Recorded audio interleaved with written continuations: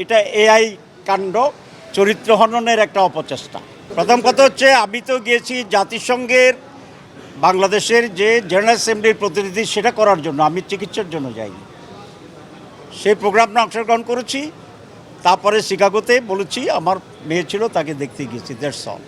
প্রশ্নটার জবাব তো আপনি দিয়ে দিচ্ছেন একটা শব্দ দিয়ে। কী শব্দ বলছেন? গুজব। তো গুজব তো আপনি বলছেন, আমার এখানে আর জবাব কী হবে?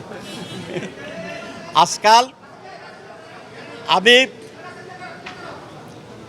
এই যে যখন আমার নামে গুজব হয়েছে, দেখতে গিয়ে দেখলাম একটা নাচ দেখলাম। নাচটা হচ্ছে কি, বেগম খালেদা জিয়া আমাদের মাননীয় নেত্রী, সকলের অত্যন্ত শ্রদ্ধেয় নেত্রী, তার সাথে নাচতেছেন আমাদের বর্তমান প্রধান উপদেষ্টা। নাচটা খুবই ভালোই নাচছে দেখলাম, হাত পা নাচছে। তো এটা কি গুজব নাকি?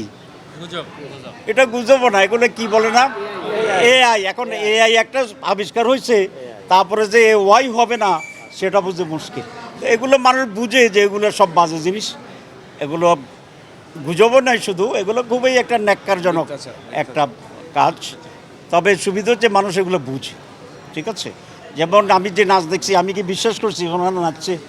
তো এইরকম একটা, এটা এআই কাণ্ড, চরিত্র হননের একটা অপচেষ্টা।